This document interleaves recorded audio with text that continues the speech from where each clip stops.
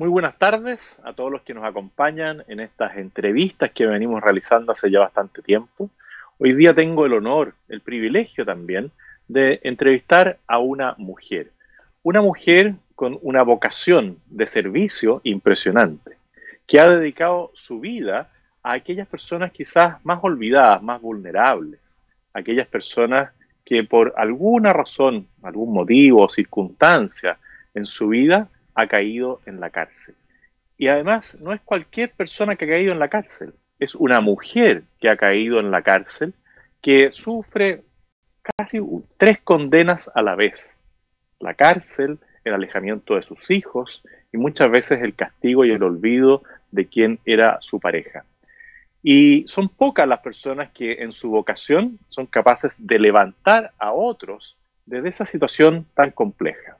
Y una de esas personas, una mujer que los jóvenes mencionan como una mujer bacán, es la hermana Nelly León Correa, religiosa de la Congregación del Buen Pastor y capellana del Centro Penitenciario Femenino que se ubica en la comuna de San Joaquín. Hermana Nelly, muchas gracias por acompañarnos en esta conversación, en esta entrevista, donde hablamos de lo humano y hoy día también de lo divino. Así que muchas gracias por acompañarnos y esperamos que este sea también un momento para que muchas personas puedan reflexionar sobre cómo es la mirada de nuestro pueblo hacia quien delinque. Muchas gracias por acompañarnos. Muchas gracias a ustedes por la invitación a conversar. La verdad, para mí es muy bueno poder compartir con personas que puedan transmitir lo que aquí se vive en la cárcel de mujeres. Llevo hartos años acá, entonces ahí les voy a ir contando un poco cómo se ha desarrollado todo este tiempo, cómo ha sido mi vida, entretenida, por cierto, muy entretenida. Bueno, eso es parte de lo que queremos conocer, porque esa alegría que refleja cuando se sonríe, bueno, quiere decir que hay una vida, una vocación de mucha entrega y también de mucha retribución. ¿Cómo parte Nelly León Correa descubriendo esa vocación? Si nos puedes contar un poco cómo era tu familia de origen, tus padres, tus hermanos, tenían una relación cercana, una mirada de un Dios bondadoso, y cómo en algún momento tú contestas ese teléfono de Dios y te llama y te dice: Nelly, te estoy buscando, te estoy esperando. ¿Cómo fue ese momento y cómo es parte de tu historia familiar? Mira, yo soy colchagüina de nacimiento. Yo nací en un lugar que se llama Ligüeymo, en el campo, en Colchagua, sexta región. Soy la menor de mi mamá tuvo 11 hijos, 12 hijos, nos criamos 8. Los dos mayores murieron muy pequeñitos, después un hermano se cayó de un caballo a los 11 años. Y yo soy la menor de esos 8 que quedamos. Mi papá era campesino, empleado en un fundo. Soy de una familia bien pobre, materialmente, pero muy rica moralmente y espiritualmente. Ese es mi origen. Yo me eduqué en la escuela del campo, en la que los patrones tenían para los pobres, que era hasta cuarto básico, y mis hermanos, los más grandes, quedaron hasta ahí porque no podían seguir en otro lugar. Y mi mamá, muy visionaria, ya se empeñó, como yo era la menor, que tenía que ir a estudiar a Santa Cruz. Y seguí estudiando la enseñanza básica y después pude también estudiar enseñanza media. Estudié en una escuela consolidada, estoy bien vieja porque esas escuelas ya no existen. Estudié en una especie de comercial, diríamos hoy día. Estudié secretariado y cuando estaba en tercero medio, me llevaron, mi mamá falleció cuando yo estaba en tercero medio. Yo tenía 17 años, mi mamá falleció. Entonces fue un golpe súper terrible para mí. Y junto con eso,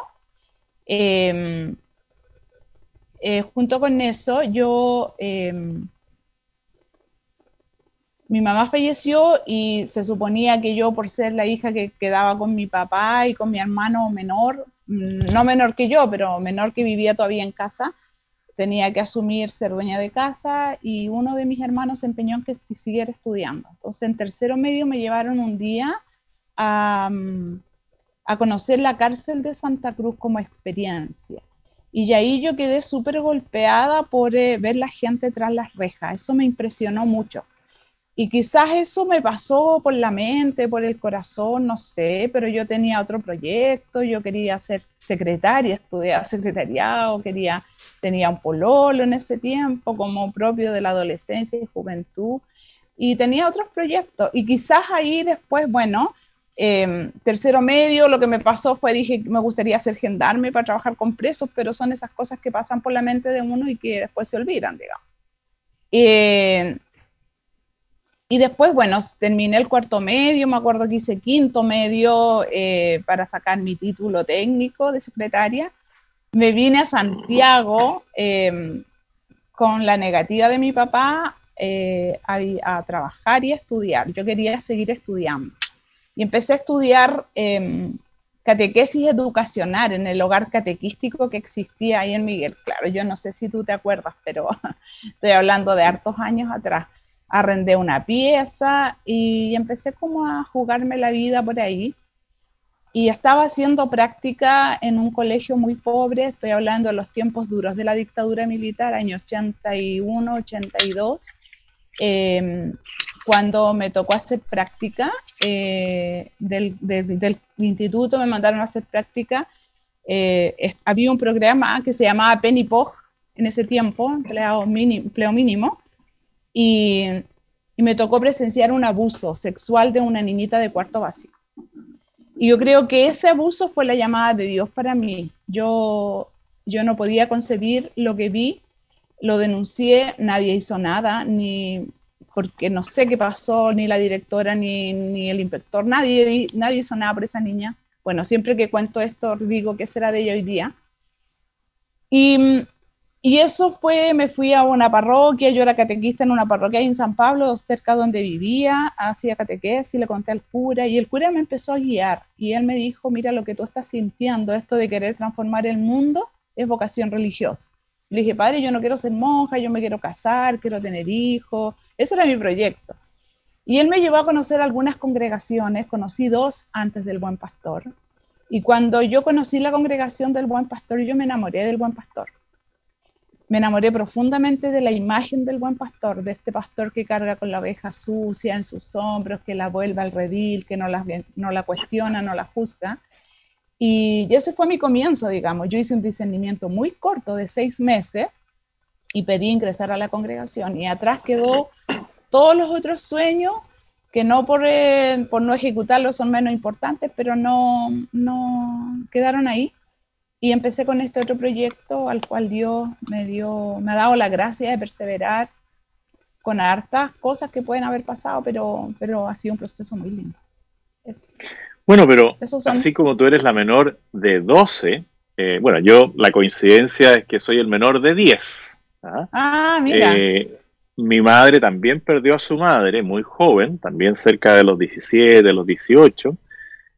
Pero lo increíble es que tú dices, bueno, yo quería casarme y tener hijos, y hoy día tienes más de 2.000 hijas, porque estás a cargo como capellana de este centro penitenciario femenino. Entonces Dios te quitó por un lado un hijo biológico, pero te entregó miles de hijas que tú podríamos decir que eres literalmente su madre.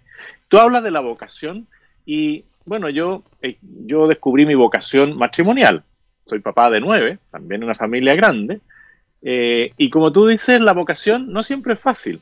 Nosotros con la Pía ya llevamos 30 años de matrimonio, similar seguramente a la cantidad de años que tú llevas de vocación religiosa, y siempre hay momentos duros, pero uno tiene ciertos seguros. Nosotros tenemos un seguro que llamamos el martes de pololeo, y todos los martes nos instalamos unas 2 horas a pololear, a conversar.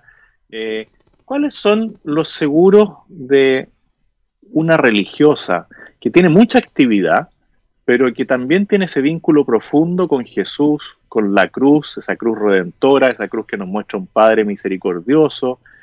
¿Cuáles son tus seguros? ¿Cómo es tu día a día porque hagamos la diferencia entre el día a día antes de la pandemia y el día a día de hoy día, porque hoy día tú también estás interna dentro de este centro penitenciario, creo, hasta donde sabía, estabas también ahí, ¿no es cierto?, interna por el tema del COVID.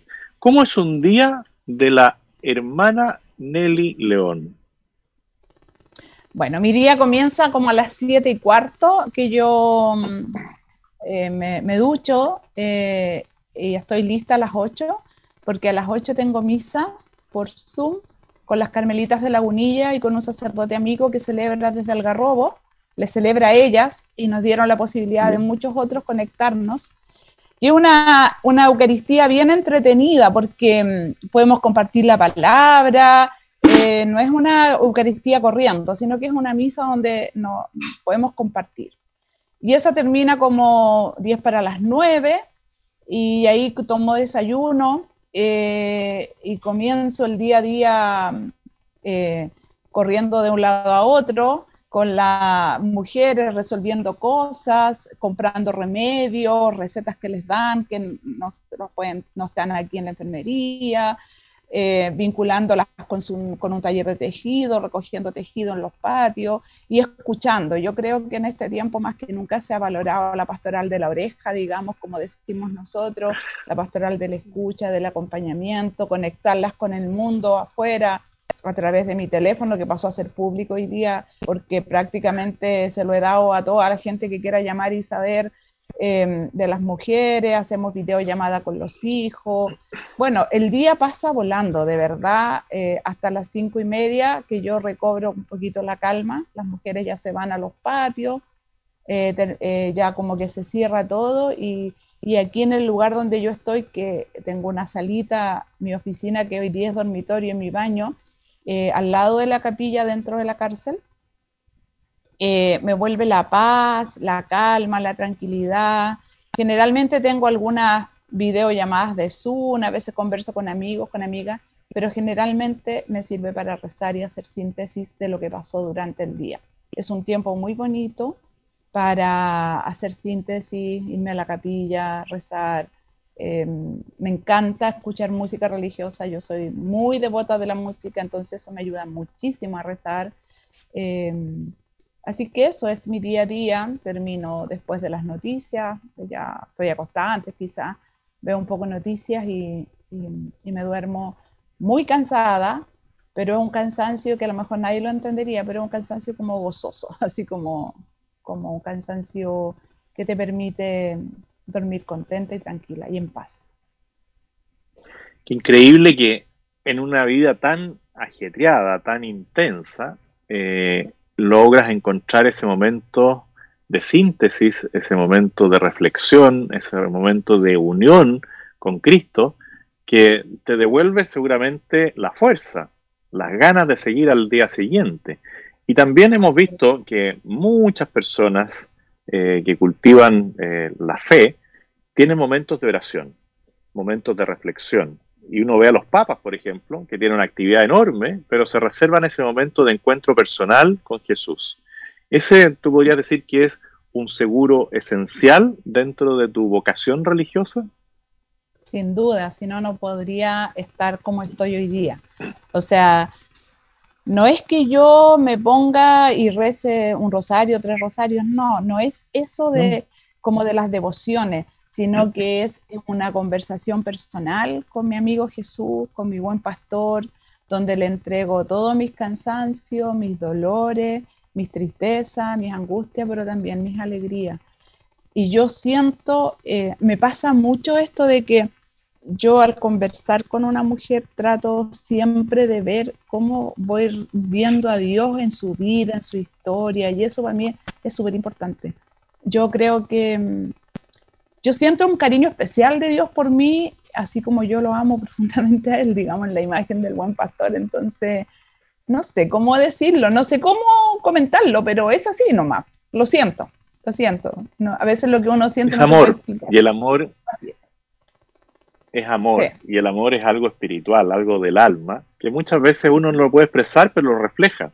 Y tu rostro es alegría, ¿no es cierto?, dentro de la situación en la que estás hoy día, que estás interna, que las personas que están contigo también tienen dificultades, tienen una situación compleja. Bueno, tú, al igual que la hermana Teresa de Calcuta, en la pobreza encontró al Señor, en la miseria encontró al Señor. Y ahí te quiero llevar al tema de la dignidad, porque te comentaba al comenzar que a mí también me tocó, como abogado, hacer mis prácticas en centros de detención, en cárceles, y hasta el día de hoy soy una persona que trata de ser muy cercana a la institución de gendarmería, porque cumplen un rol que muchas veces otras personas no logran dimensionar lo que hay ahí, que también es una vocación. Pero nuestras cárceles son indignas en su gran mayoría.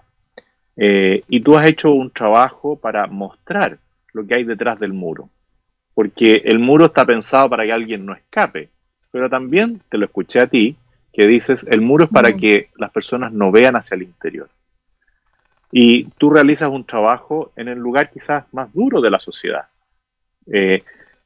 ¿Cómo paso a paso vamos generando conciencia en la sociedad de que hoy día en las cárceles hay indignidad y que nunca vamos a poder superar la situación de la violencia si no nos preocupamos de la dignidad también de las personas que están privadas de libertad, que es por un acuerdo de la sociedad? Hay ciertas leyes que tenemos que cumplir, pero no por el hecho de ser encarcelado, esa persona pierde su dignidad, su calidad de ser humano.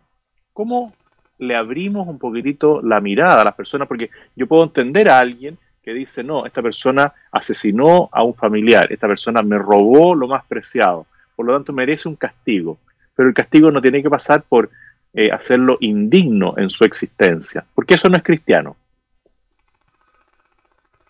Mira, yo he escuchado harto un eslogan que se viene dando desde la estallido social, que dice, hasta que la dignidad se haga costumbre. Y yo creo que es así. Y yo no descansaré hasta el día de mi muerte, porque no sé si lo vamos a lograr, pero hasta que la dignidad sea una costumbre en las cárceles, hasta que sea erradicado el maltrato y el abuso en las cárceles, hasta que no tengamos que ver miseria dentro de las cárceles. Y cuando digo esto, no estoy pensando que es un problema de este gobierno, estoy pensando que es un problema de Estado, y eso que quede súper claro, porque es histórico en Chile.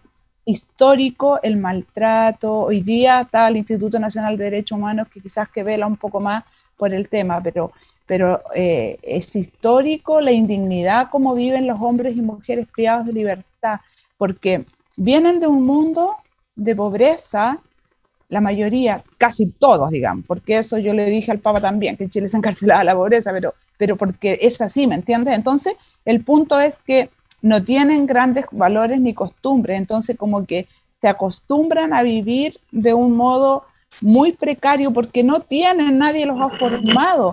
Y acá esto se intensifica porque si una persona no asea su espacio, 100 lo van a mantener indigno. A mí, yo entraba a la penitenciaría de hombre, entraba a la cárcel de Valparaíso, yo trabajé 6 años en la cárcel de Valparaíso, y el olor a mí me rechazaba. El olor es tan tremendo, el olor que tú percibes en las cárceles de hombres.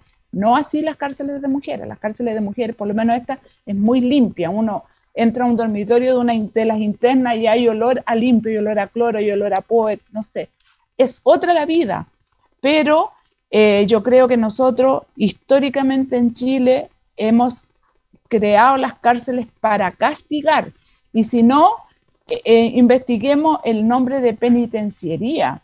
Penitenciaría de hombres, penitenciaría de mujeres, y penitenciaría viene de penitencia. Entonces yo cometía un castigo y tenía que pagar una penitencia, como cuando uno como católico se confiesa y el sacerdote le da una penitencia. Eso era lo que había que ir a hacer a las cárceles, pero no había un concepto de que esta persona que cometió tal o cual delito tiene que tener un proceso de inclusión social.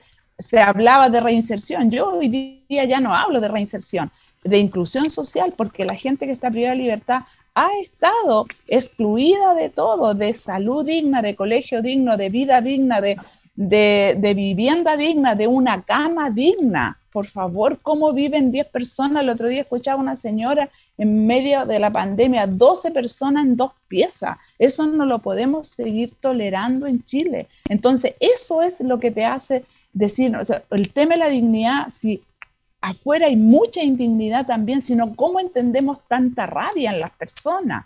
Tanta rabia, tenemos que tener un enemigo a quien atacar, porque hay mucha desolación en el corazón. Nosotros acá tratamos de revertir eso, trabajando con la fundación, trabajando con mucha gente de buena voluntad y también Gendarmería, que Gendarmería ha tomado el timón de esto de la dignidad y de los derechos humanos y tratar lo menos posible que se cometan y velar porque no hayan más maltrato e indignidad en las cárceles. Bueno, la gracia de estas conversaciones es que uno ve puntos de vista a veces distintos a los que uno tiene. Y claramente en el tema del 18 de octubre tenemos una diferencia, pero la diferencia enriquece, porque si todos fuéramos iguales, bueno, no habría de qué preocuparse quizá, pero claramente yo lo que veo en la frase que tú mencionas, de que hasta que la dignidad se haga justicia, pero es la dignidad con respeto, es la justicia de dar a cada cual, ¿no es cierto?, lo que le corresponde, pero con respeto, sin violencia, sin agresiones, sin descalificaciones, y sin ideología, porque también hay ideologías, ¿no es cierto?, que se alimentan de lo que tú señalas, de la rabia, de la incomprensión, y lo alimentan. Yo lo que veo que tú haces desde la fe es apaciguar el espíritu y poder hacer que las personas se encuentren, cosa que lamentablemente en algunas situaciones después del 18 de octubre no se pudo ver, y también decir que hay una cárcel personal, que es la cárcel del desamor, la cárcel del egoísmo, la cárcel del consumismo, la cárcel del narcisismo, y que yo veo al menos que en tu labor trabajas todo eso. Y también hay una situación que yo comparto plenamente contigo, que este es un tema de Estado, no es un tema de un gobierno o de otro gobierno. Esto es algo que nos tiene que involucrar a todos, al Poder Judicial, al Legislativo, al Ejecutivo, a la sociedad como un todo, abrir las puertas y mostrar que nadie quisiera estar en la condición en la que están esas personas que tú mencionas, ¿no es cierto?, en las cárceles de hombres. Y ahí tú has, perdona que como estoy interactivo de repente me entra alguna llamada, tú has planteado una situación de la sociedad. Esa sociedad también ha ido perdiendo el concepto de familia, y muchas de las personas que terminan, ¿no es cierto?, disculpa, es alguien muy insistente. Muchas personas, por no tener una experiencia de familia como la que puedes haber tenido tú, como la que tuve yo, y por no tener una educación de calidad, porque tú puedes decir, bueno, yo estuve en la escuela consolidada, pero ahí habían profesores normalistas, y esos profesores tenían una profunda vocación de transmitirle conocimiento y la cultura en general a las personas. Eso se ha ido perdiendo. Entonces, tú ves también que el debilitamiento de la familia, el debilitamiento de la figura materna, la figura paterna, y el tema de la mala calidad en la educación, que también es un tema de Estado, no es un tema de un gobierno o de otro gobierno, influye en lo que a ti te toca ver en la realidad de las mujeres que acompañas. Absolutamente. Tú acabas de tocar un punto que hablas del consumismo también, pero yo creo que a nosotros nos metieron en Chile un modelo que es un modelo neoliberal, que fue de alguna manera soterráneamente carcomiendo la estructura familiar de nuestro país.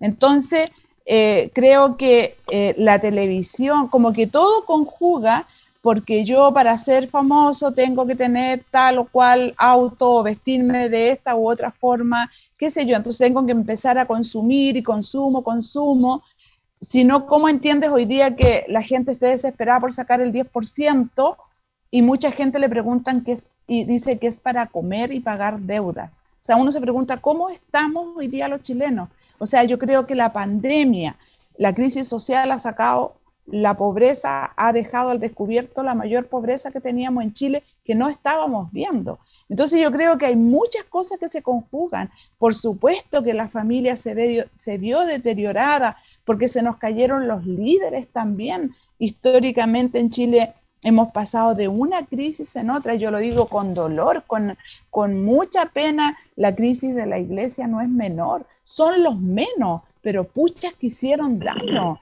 ¿Cuánto nos dolió eso a los católicos? Entonces como que los promotores del respeto hacia la persona, los promotores de la moral, nos caímos, y nos caímos feo. Se cayó Carabineros, se cayeron todas las instituciones que uno confiaba. ¿Dónde confiábamos? En los Carabineros. Cantábamos el 27 de abril, todos no sabemos el himno del Carabinero, porque eran muy respetados, pero como que todas las instituciones se nos empezaron a caer, y quedamos con nada. ¿A dónde miro? ¿Cuál es mi referente hoy día? Y ese es el desafío que tienen hoy día los jóvenes, y los no tan jóvenes también, porque esto es algo que viene dándose hace muchos años, pero que no lo habíamos visto tan intensamente como lo estamos viendo hoy día. Entonces, por supuesto que yo no estoy de acuerdo con la violencia, igual que tú. O sea, yo creo que el respeto a la persona es ante todo, sea del color que sea, la religión que sea, la visión sexual que tenga. O sea, es respeto, el migrante, el blanco, el negro. Todos somos hijos de Dios y eso no está en juego. Pero hay tanta rabia y odiosidad en el corazón de algunas personas que provocan una violencia exacerbada, de la cual también nosotros, otros, respondemos. Y ahí están los conflictos que nos tienen en la situación que estamos hoy día como país, lamentablemente. Claro, lo que yo veo es que también esto es una situación mundial que afecta también a sociedades que quizás tienen una mirada económica distinta, porque al final el consumismo es algo que termina afectando a las líneas ideológicas del individualismo y también del colectivismo, porque al final todo se basa en temas de bienes materiales, si tengo más o menos, o si somos todos iguales, ¿no es cierto?, en tener menos. Y lo que sí me gustaría ahora pasar al tema de tu fundación. Para ti la palabra Talita Kum, o sea, la frase Talita Kum, es algo que veo ahí que te alegra, ¿no es cierto? Algo que te entusiasma.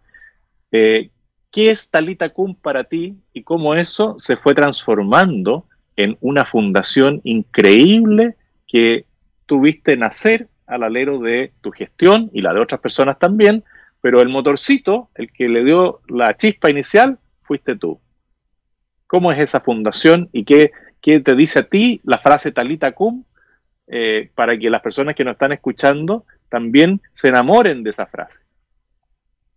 Mira, yo creo que fui la primera en escuchar a Jesús, que a mí me dijo: Nelly Talita Kum, levántate y ponte en acción. O sea, yo me consagré a Dios en la Congregación del Buen Pastor y con una fuerte inclinación para trabajar en las cárceles, pero antes yo me demoré como 15 años en llegar a las cárceles más o menos, porque tuve otras misiones en la congregación, siempre con niñas, con jóvenes. Nosotros teníamos residencia de vida familiar, que tenemos preciosos recuerdos. Fui mamá de casa de varias niñas que hoy día me dicen que tengo nietos porque ellas tienen hijos.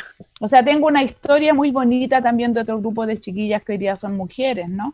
Y la frase Talita Kum fue cuando yo llegué aquí a la cárcel, el 2005, a esta cárcel de San Joaquín concretamente, y en ese tiempo cuando llegué habían 2.200 mujeres. Hoy día tenemos cerca de 500, entonces tú comprenderás que el hacinamiento en ese tiempo era horroroso y la indignidad de cómo vivían también. Entonces empecé a ver mujeres que salían y volvían, y a mí mi congregación, cuando nos dan una misión, nos envían a evangelizar. Entonces yo llegué aquí a evangelizar y yo me negué a hablar de Dios por lo menos 2 años o 3, no sé, me dediqué a observar. Por supuesto que participaba en todo lo religioso que se hacía, había un sacerdote de capellán en esa época, participábamos en la misa y todo, pero yo no me sentía en condiciones de decirle a las mujeres, de hablarles de Dios, que había un Dios que las amaba profundamente cuando vivían en una indignidad asquerosa. Entonces me dediqué a escuchar, a observar, me metí a cada rincón de esta cárcel en ese tiempo, y empecé a darme cuenta que había muchas mujeres que salían y volvían, salían y volvían. Y pude captar en mujeres que salían y volvían a los 2 o 3 días, porque adentro estaban mejor que afuera. Entonces, o porque no tenían nada afuera, no tenían familia, no tenían dónde vivir, no tenían que comer, se sentían más seguras adentro. Y así fue como pensé, mi primera intuición fue una casa de acogida. Y lo conversé con el padre Alfonso Baeza en ese tiempo, que estaba vivo, y él venía para acá, y él me dijo, bueno, abramos una casa con toda su humildad, porque era una bellísima persona, y abrimos una casa de acogida, y cuando le buscamos el nombre a la casa de acogida fue, esta casa debe llamarse Mujer Levántate, inspirada en el Talita Kum, porque cuando Jesús va a sanar a esta niña, Jesús va de camino y le dicen que la niña murió, que no vaya porque la niña ya murió. Y él es porfiado, terco, y va igual, y yo soy un poco terca también, y va y la encuentra y le dice a la gente que estaba ahí que la niña no está muerta, está solo dormida. Y le dice y le grita fuerte, niña, a ti te lo digo, levántate. Entonces, yo le agrego a esto y hay que darle comida a esa niña. Entonces, yo creo que aquí las mujeres no están muertas. Quizás para muchos quisiéramos que estuvieran muertas, pero no están muertas, están vivas. Y hay que decirles con fuerza que se pongan de pie, que se levanten. Y tenemos que darles comida. Y la comida que le tenemos que ofrecer es la comida de la dignidad, el de la integración, el de potenciarla, el de sus capacidades, sacar lo mejor de cada una, mostrarles que existe otra forma de vivir. Y ese es el desafío, y así fue como después nos convertimos, teníamos casa, había que postular, mantener la casa, postular a proyectos, y creamos la fundación. Pero ha sido un proceso precioso, la fundación va a cumplir ahora el 5 de noviembre 12 años de vida, ya es una Talita, es adolescente, dicen que Talita tenía 12 años, así que yo creo que estamos en uno de nuestros mejores momentos, hemos pasado, como dicen buen chileno, pellejerías, pero nunca nos ha faltado un mes para pagar los sueldos, porque creo profundamente, y siempre le digo al directorio, que esta fundación es de Dios, no es nuestra. Y la Divina Providencia se encarga de que no nos sobre, pero que tampoco nunca nos falte. Así que esa es la fundación, nuestro sueño, nuestra visión es un país justo, mujeres libres. Y nuestra misión es trabajar por la inclusión social de las mujeres privadas de libertad o mujeres que han estado privadas de libertad. Tenemos proyectos intrapenitenciario, postpenitenciario y casa de acogida. Y queremos crecer, queremos ir, ya tenemos un proyectito pequeño en Concepción y queremos ir a otras ciudades también. Así que necesitamos harto apoyo. Tengo un directorio que son una maravilla, así que súper comprometido y un equipo también. Bueno, estas instancias también sirven para que uno vaya conociendo esas entregas generosas que hacen personas de su tiempo, de sus recursos, y mostrarles que esto tiene resultados, porque nosotros en Chile tenemos, no sé, quizás unas 4.000 mujeres que están en esta situación de prisión, de cárcel. De esas, en estos 12 años, tú has trabajado con muchas de ellas. Pero lo más increíble, lo que quiero preguntarte es, en el tema de la reinserción, de la recuperación, del encontrar su sentido de vida, cuando hay acompañamiento, el porcentaje de reincidencia, o sea, de volver, de entrar y salir, como tú decías, baja de una manera increíble.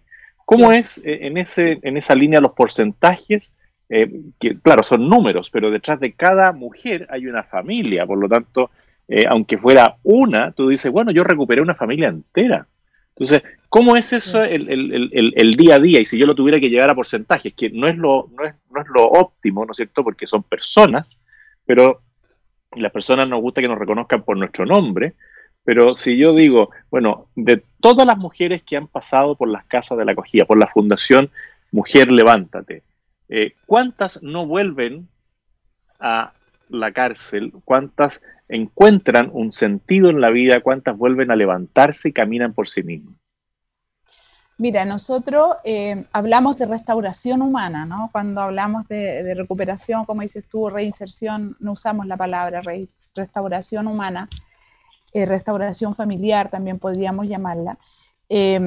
Nosotros en el 2016 hicimos una pequeña evaluación que nos ayudó ahí el departamento de Gendarmería, una socióloga, y en ese tiempo habían pasado más de 600 mujeres por nuestro programa al 2016 y más de 1.200 niños impactados, sacando un promedio de alrededor de 2 niños por mujer. Y solo había vuelto a la cárcel el 4,5% de ese porcentaje de mujeres que habían pasado por nuestro programa, versus el 35% o más que reincide muchas veces en que no ha tenido otro tipo de acompañamiento. Entonces, para nosotros eso ha sido súper potente. Y ahora estábamos este año 2020 y vamos a hacer un estudio con la Universidad Católica para tener una evaluación más incluso profesional, con datos más duros, para mostrarle a nuestra gente que nos colabora. Pero sí tenemos mucha cercanía con las mujeres van, generalmente su punto de referencia es la casa de acogida. Tenemos todas las redes sociales disponibles, Facebook, muchas amigas de Facebook que sabemos que está bien, que las seguimos por ahí de años, de los primeros años de la fundación. Así que estamos muy contentas por eso. Y hoy día en la casa de acogida hay mujeres que están ahí por un tiempo. ¿Cómo funciona en el día a día la casa? ¿Ellas tienen un periodo de estancia ahí hasta que encuentran de nuevo un lugar donde volver a empezar? ¿Cómo funciona en el día a día?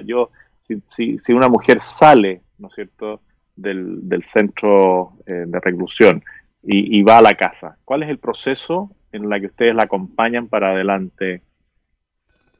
Mira, nosotras en la fundación partimos recibiendo a mujeres inicialmente con la reforma procesal penal, a mujeres con medidas cautelares, especialmente extranjeras que no tenían cómo obtener una medida cautelar. Y después, eso fue como la primera instancia. Después fuimos cambiando y la casa de acogida pasó a ser parte del programa completo. Entonces, las profesionales, acá las psicólogas y asistentes sociales, trabajan un programa con las mujeres a 2 años de su salida. Y cuando ya están próximas a sus beneficios, se les ofrece la casa de acogida a aquellas que no tienen una familia o no se ha encontrado una familia donde esta mujer pueda volver a integrarse. Entonces, en la casa hoy día tiene capacidad para 8 y tenemos 8 mujeres. 3 de ellas salieron con el indulto conmutativo, que se dio ahora por el tema de la pandemia. Y ellas optaron por irse a la casa, eran parte de nuestro programa y están viviendo en la casa. Y teníamos 5 más de otras salidas que han tenido términos de condena y otras que están con beneficio. El periodo nosotros le ponemos entre 6 meses a 1 año, pero a veces también tenemos gente que ha estado más de 1 año. No puede ser una cosa estándar porque cada una tiene su historia y también sus habilidades blandas para poder empezar a rearmarse en libertad, digamos. Pero sí hay una profesional en la casa de acogida, la directora es una asistente social y tiene un equipo, una dupla ahí que acompaña a estas chicas permanentemente, se les acompaña en todas las dimensiones, digamos.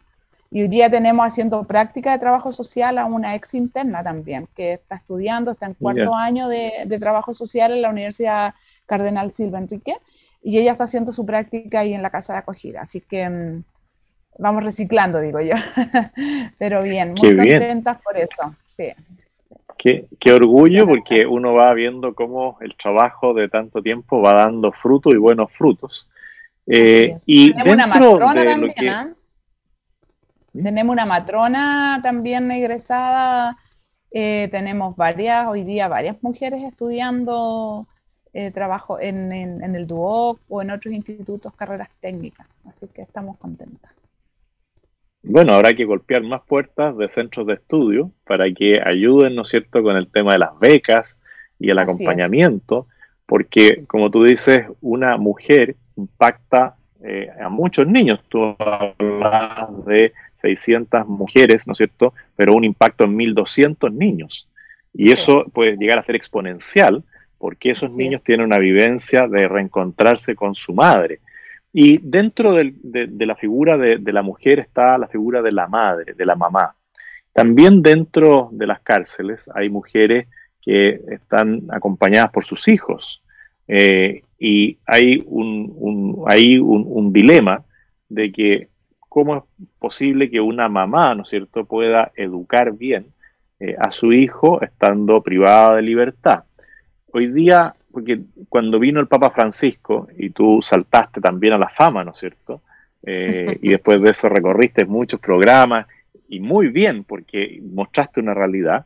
Ahí una mujer hizo una exposición respecto de la situación que ella vivía porque su hija la acompañaba hasta los 2 años y se planteó la posibilidad de que fuera hasta los 3 años. Eso se convirtió en una realidad.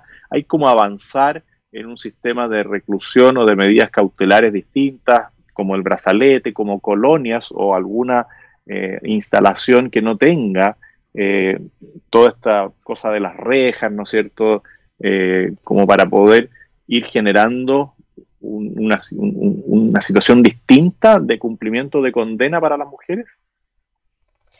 Mira, desde que estuvo el Papa acá, estaba terminando, el Papa estuvo en enero del 2018, estaba terminando el gobierno de la presidenta Bachelet y asumió Piñera en marzo, presidente Piñera, y desde ahí yo creo que el ministro Larraín ha hecho un muy buen trabajo, convocó a una mesa de reflexión donde participaron todos los poderes, todo el Ministerio Público, llámese Corte Suprema, Fiscalía, Defensoría Penal, Defensoría de la Niñez, UNICEF, bueno, muchas instituciones.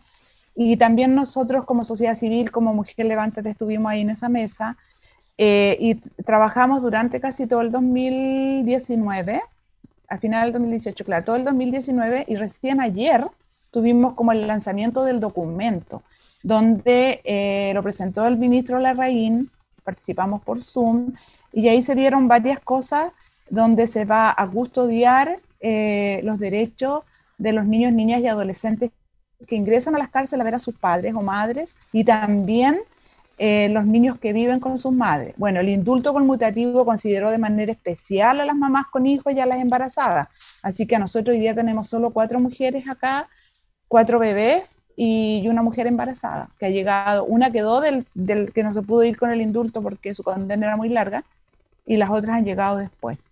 Entonces, yo creo que sí ha habido una mayor consideración de las mamás con hijos acá, y creo que el tema de la discusión, lo discutimos harto, no es bueno que un niño esté hasta los 3 años.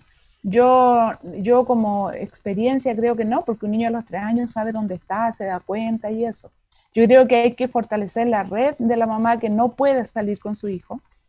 Y ayer también el ministro dijo que había presentado a la Cámara del Senado un proyecto que cuando una mujer sea sorprendida en algún delito, que esté embarazada o tenga hijos menores de 2 años, se le pueda otorgar una medida cautelar que custodie, por supuesto, el bienestar de la sociedad, pero también el de ella y de su hijo, y pueda tener opción al brazalete, a una, no sé, una privación de libertad en su casa, domiciliaria, total, hasta que dure su medida cautelar y el niño pueda cumplir los 2 años de vida. O sea, yo creo que había una preocupación, especialmente en esta época, del Ministerio de Justicia y Derechos Humanos bastante más profunda con el tema del cuidado y protección de los niños, niñas y adolescentes.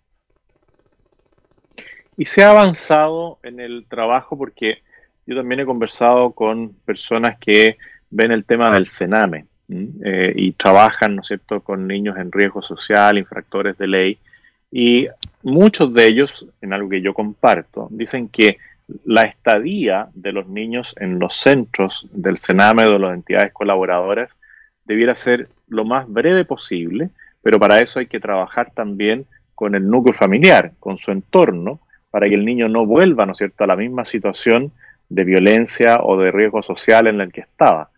Con el tema de las mujeres, ¿se puede también ir trabajando en paralelo el tema de su entorno para que una vez que ella recupere, ¿no es cierto?, su libertad, no vuelva al mismo ambiente, o si vuelve al mismo ambiente, que ese ambiente también haya tenido algún tipo de intervención psicosocial para poder ver en profundidad el por qué ella llegó a esa condición?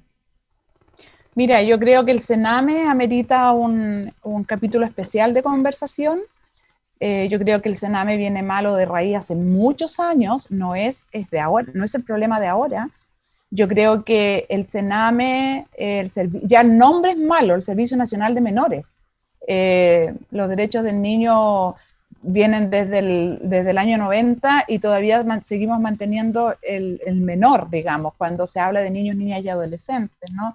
Desde ahí ya está malo el concepto y como institución creo que es una institución que nos está respondiendo hace muchos años. Nosotras como Congregación del Buen Pastor tuvimos hogares a lo largo de todo Chile, desde Temuco a Iquique, y nosotros el Sename nos empezó a presionar con sus nuevas políticas, con sus reformas, hasta que terminamos dejando todos los hogares en manos del Sename y entregando las niñas, egresando niñas, buscándole red familiar a las niñas. Nos queda solo 2 residencias en Concepción y no pudimos tener más. Yo creo que esa desinternación de los niños, niñas de las instituciones religiosas y de otras instituciones, no solo religiosas, que tenían en esa época niñas o niños bajo su cuidado, eran buenas instituciones. Nosotros tenemos muchas mujeres profesionales, muchas mujeres que tienen vidas bonitas, familiares, que sintieron el amor que nosotras como hermanas y la gente que trabajaba con nosotras les daba a ellos, y muchas otras, como te digo. Pero el Sename lamentablemente cayó dentro de las metas y cosas que, claro, por desinternar, habría que hacer un análisis. Yo no tengo en este minuto el dato, pero muchos de los hombres, especialmente hombres y chiquillas jóvenes presas, son niños y niñas que vienen del Sename. Entonces, porque salen del Sename, de los hogares, se fugan, salen a la calle. Entonces, yo creo que ahí falta un capítulo especial para ver ese tema. Quizás podías entrevistar a alguien que te pueda dar pistas por ahí. Ahora, me encantaría escucharlo. Ahora que lo mencionas, estaba pensando precisamente en 2 personas que conozco y que saben mucho del tema de menores en riesgo social, ¿no es cierto? Infractores de ley. Así que lo voy a dejar anotado de todas maneras para una próxima entrevista. Y sí, el y Papa con respecto, Francisco también... para terminar la idea ¿sí? de la pregunta anterior, que tú me decías si acaso las mujeres se piensa un mayor resguardo. Yo creo que lo que tenemos que hacer es profundizar y contratar buenos profesionales y formar buenos profesionales para que trabajen con la gente que sale con libertad condicional o que sale con beneficios intrapenitenciarios, que ahí se le ponga mayor profesionalismo a ese trabajo de acompañamiento y capacitación, en enseñar a la gente a emprender, porque la gente puede salir en libertad, pero si no tiene un trabajo por los antecedentes manchados y si no tiene herramientas para pararse, va a volver a delinquir, si eso es un hecho. Y nosotros muchas veces nuestras campañas políticas de los políticos es basta de delincuencia, cero delincuencia, basta de la puerta giratoria, son palabras que escuchamos en todas las campañas políticas, pero que pasan los políticos y la cosa sigue igual y peor aún. Entonces yo creo que mientras no le pongamos, mientras no cuidemos a los niños y las niñas desde la base, en las poblaciones, para que no caigan víctimas primero de los microtraficantes, víctimas de los narcotraficantes. Hay que trabajar con esas familias, con esos niños, con los niños que van al Sename, para que una vez que salgan del Sename no vengan a las cárceles. O sea, yo creo que ahí hay que meterle mucho dinero, pero un dinero bien invertido, porque yo creo que sí el Estado ha invertido, pero muchas veces para arreglar edificios, para tenerle... Yo conozco aquí el que está cerquita de la cárcel de mujeres, un centro de menores, de chiquillos infractores de ley, y pueden tener todas las condiciones, pero les falta orden, formación, capacitación, gente que los acoja con cariño y que desde el cariño se puedan parar. Entonces, yo creo que ahí es un tema larguísimo de profundizar. Bueno, si esa otra persona no me acepta la invitación, te voy a volver a invitar para que hablemos de los menores, de los niños y niñas, ¿no es cierto?, de los derechos de los niños. Y todo lo que yo he podido percibir en ti es que acoges ese llamado de que dice que la iglesia es madre y maestra. porque lo que veo en ti, ¿no es cierto?, es primero que has trabajado en el acogimiento a las mujeres que han perdido incluso su dignidad por situaciones distintas. Después veo que trabajas con ellas, las estás transformando y después les abres las puertas para que ellas salgan, ¿no es cierto? Y con esa formación o con esa amor que tú les entregaste, vayan a la sociedad y se desplieguen. ¿Te interpreta ese concepto de una iglesia madre y maestra? Sí, yo me siento una mujer profundamente apasionada por lo que creo que es posible. Eso, esa es como mi definición. Y sí, tengo un corazón de madre, pero yo soy muy firme también. Creo que el amor, como dice mi fundadora Santa María Eufrasia, se tiene que amar, pero también formar. Amar y ser firme, dos conceptos que de repente parece que hoy día tenemos temor de ser firme en las decisiones que tomamos con las personas o ayudar a las personas a tomar buenas decisiones. Yo creo que eso, ¿sí? Si tú dices madre maestra, me encanta, pero no sé si doy el talle para eso, pero sí creo que yo creo en las personas. O sea, yo creo que todos en la vida tenemos segundas y terceras y 10 oportunidades y hay que otorgarlas. Porque si yo he podido, tú has podido, todos podemos. Bueno, la parábola del hijo pródigo nos muestra cómo ese Dios misericordioso vuelve a acogernos siempre. Y por eso cada uno tiene siempre en la vida la oportunidad de encontrar de nuevo el camino. Y yo te quiero agradecer porque esa labor que tú realizas permite que muchos se vuelvan a reencontrar con el amor a Jesús, que se vuelvan a reencontrar como personas, porque hay veces que no encuentran dentro de sí la razón de vivir. Así que, Nelly, te quiero agradecer el tiempo que nos has dedicado, la labor que realizas, invitar también a muchas más personas a conocer esta fundación Mujer Levántate, Talita Cum. A ti te digo, mujer, ¿no es cierto?, levántate, para que esa providencia de la que tú hablas se siga manifestando con mucha fuerza, porque esto es una inversión en las personas. Y yo comparto contigo lo que decías de que esto es una política de Estado y que requiere muchos recursos, pero recursos bien invertidos. Y me encantó la frase de tu fundadora, que es el amor con firmeza, que es lo que yo creo que tú también reflejas y transmites. Y que se recoja ese concepto que tú acuñaste, que es la restauración familiar. Así que logramos, más que hablar de rehabilitación, logramos instalar el concepto de restauración personal y familiar. Creo que vamos a haber dado un gran paso como sociedad. Así que muchas gracias, Nelly, y te dejo ahora para que tú te puedas despedir y le hagas un llamado también a las personas que nos están viendo para que el amor entre en sus corazones. Muchas gracias a ti por la entrevista, por la conversa, más que nada, por una conversa tranquila y honesta, con transparencia. Gracias a todos los que nos escuchan y decirles que todos de alguna u otra forma y todas nos hemos caído en la vida. Y siempre ha habido a nuestro lado una mano amiga que nos ha ayudado a ponernos de pie. Y quiero invitarlas a todos que seamos manos amigas, manos extendidas para ayudar a levantarse a otras personas, especialmente a las mujeres, porque son madres y necesitan estar de pie. Muchas gracias. Muchas gracias, Nelly, por tus palabras y esperamos poder en algún momento también conocer, una vez que superes la pandemia, toda la labor que haces desde la Fundación Mujer Levántate. Muchas gracias. Muchas gracias.